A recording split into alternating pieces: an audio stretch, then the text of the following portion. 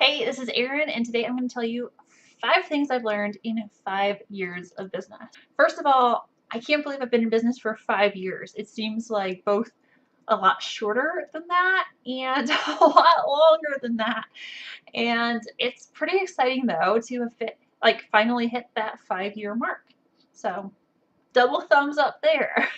All right, here are the 5 things that I've learned. Number one is to connect with others. Go to a conference, start a mastermind group, be social. Don't live in a bubble, especially if you work from home. Trust me, you will go crazy, you will feel lost, and you will feel discouraged. You need those other people who get it to be part of your support group and part of your business, basically. Get their feedback, grow your business with them, team up with them, and promote each other. Don't stay in a bubble. Number two, build your business around your life. And this is something I did not do when I was building my business. What I made the mistake of doing was basically whatever people asked me to do or whatever seemed like it would make money. And while that's definitely a way to make money, it's not a way to be happy. So if you don't know like the whole backstory, I started my web design business in 2012, and also in 2012 I started a business doing subscription boxes. So I would get handmade artisans, and I would get their wares, I would put them in boxes, and people would have a subscription, and I would mail them out.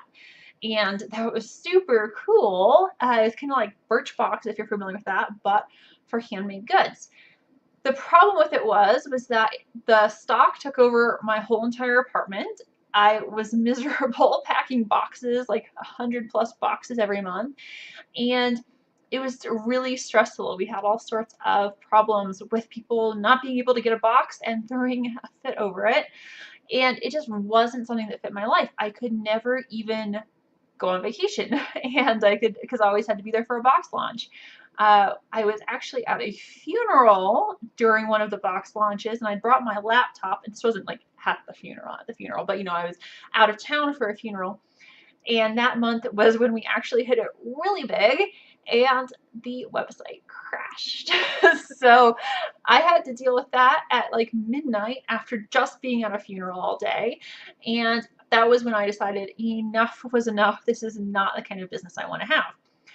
My web design business was also a problem at that point too. I wasn't really setting boundaries, and so I had a lot of issues like checking my email while I was, trying to get married and be on my honeymoon, and fixing things for clients while I was there. That was not how I wanted to live my life. I didn't want to be stuck doing these things 24/7, 365. I want to be able to log out and be logged out. So I eventually restructured my entire business to fit around the life that I want. So now if I want to go on vacation, yes, I generally have to plan it in advance because I'm normally working with clients, but I can do it, and the expectations with my clients are there. My business supports the life that I want, as opposed to me fitting life in around my business and being stressed all the time. So I actually have a workshop on this in my free membership, which I'll link to down below. But long story short, build a business to fit your life. Do not live your life around your business. Trust me. 3, stay consistent. I'm telling you this, and I'm not very consistent with YouTube videos. The reason you need to be consistent is because people will forget who you are. I'm sorry, but that's just a fact. The internet is a big place and it's a busy place, and if you fall off the face of the earth for too long, people are going to forget who you are and what you do. So you need to choose a focus, and you need to consistently show up and focus on whatever your focus is. If you want to be the best web designer for nutritionists, you need to establish that and show up. You need to show healthy things on Instagram. You need to lead people back to your services. You need to be that person and stay with that focus consistently so that people will know who you are.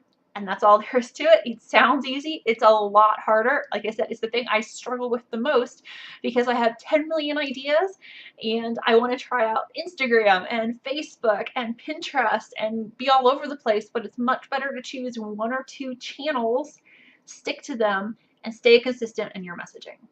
4, create systems in your business. If you don't know what systems are, you really need them. Basically, it's mapping out your processes and streamlining everything so that things are simple. You shouldn't have to be reinventing the wheel every time you get an inquiry from a client. All you need to do is get your systems in place, make that easy so that you can spend more time actually doing billable work and less time doing things like admin work. So for example, for client onboarding, have something like an intro packet.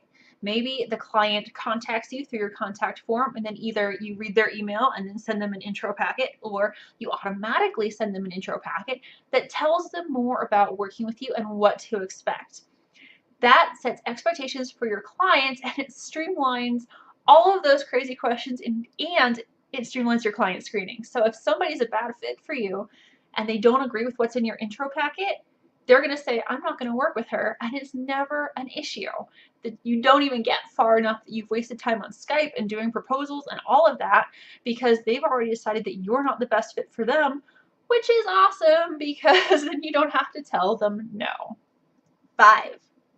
There is so much to know in this crazy world, and so much of it can be overwhelming, but you have to keep learning, especially if you're a web designer or a developer. Things change really quickly. As I'm doing this recently, there was that whole thing about needing SSL certificates on websites because Google's going to start, marking things as insecure.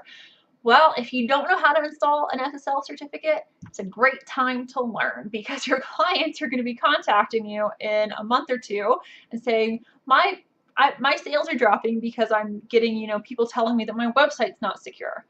That's a problem. So you always have to stay up to date with what's going on in the industry and keep learning. But beyond that, you should learn other things too. You should just always want to learn things because you never know what's going to help you in your business and in your life. You should learn marketing. You should learn weaving. It's on this side, which I love because it's a creative outlet that then gives me ideas for designs or for working with other people. It's just a nice meditative. It's on this side. I'm very confused. It's on this side. But it's a nice meditative thing that I like to do, and it's a fun thing to learn, and it just kind of gets me energized to go create other things like websites. Keep learning. I recommend setting aside a budget every year, and how much, of course, depends on how much you're making and how much you want to set aside and how much you can afford, but make a budget every year. If it's $100, spend $100 on learning. You can learn how to be a better person. You can learn about business. You can learn about design. Just learn something every year and don't stop. Stay thirsty for knowledge, and it doesn't even have to be paid. There's so many great resources out there that are free. And I'm going to again say join my free membership. I'll link it down below because I'll be adding more and more for web designers and developers on how to run their businesses, and that'll be free. And you can learn some great things that are going to make things easier for you. That's all I've got today for my tips. If you liked this video, please subscribe. And again, links will be below for anything that I talked about, like my membership, that I really recommend that you join because it's a lot of fun. And there's a Facebook community just for web designers and developers where we talk about industry-specific problems and we help each other out. Thank you for watching, and I'll see you next time.